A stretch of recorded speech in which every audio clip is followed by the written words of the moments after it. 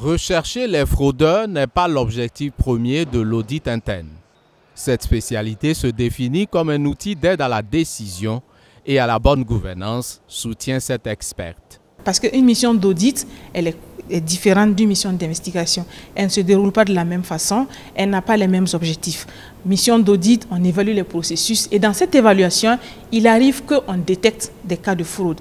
Mais lorsque c'est une mission d'investigation, ça veut dire que le cas a déjà été détecté et nous venons là pour comprendre l'ampleur, les implications et l'impact qu'a eu cette fraude-là sur l'entreprise. Pour éviter qu'on en arrive à ce point, elle préconise la mise en place d'un système de contrôle interne dans les entités. Et l'exemple illustratif est le suivant. L'émission des chèques. On sait que pour une structure, il doit y avoir plusieurs signataires. Ça, c'est la bonne pratique. On ne doit pas avoir une seule personne qui est capable de décaisser des montants importants. Et c'est pour ça qu'on fixe des seuils.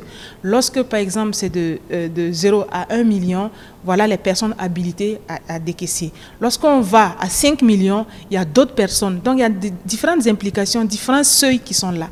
Et ce système-là, le fait qu'il y a ces règles-là, on appelle ça le système de contrôle interne. Il permet, ajoute notre spécialiste, de réduire les risques de fraude et de détournement de deniers publics qui font perdre à l'État des milliards de francs CFA chaque année. Ces situations répréhensibles surviennent généralement quand les auteurs se retrouvent dans ce que Dame Woba qualifie de triangle de la fraude, fait d'opportunités, de rationalisation et de pression. La pression économique, par exemple. Imaginez quelqu'un qui vit une pression économique pour n'importe quelle raison. Je vais prendre une raison dramatique. Quelqu'un qui a un parent malade. Un parent gravement malade ou un enfant gravement malade. Mais son revenu ne lui permet pas de faire face à cette charge liée à la maladie du membre de sa famille. Si cette personne, surtout dans une situation, en fait cette situation peut pousser quelqu'un à passer à la fraude. D'où la nécessité, selon elle, d'initier des procédures permettant en amont de prévenir des comportements frauduleux. Et c'est en ce sens que les entreprises doivent travailler à renforcer le système de contrôle interne. Quand on met une caisse en place, il doit avoir les moyens.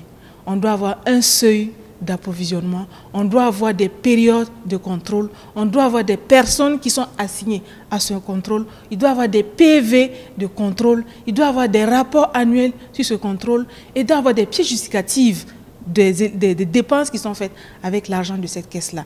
Ce sont tous ces mécanismes qui permettront à terme d'avoir des entreprises fortes et par ricochet une économie nationale forte, indique Clotilde Woba.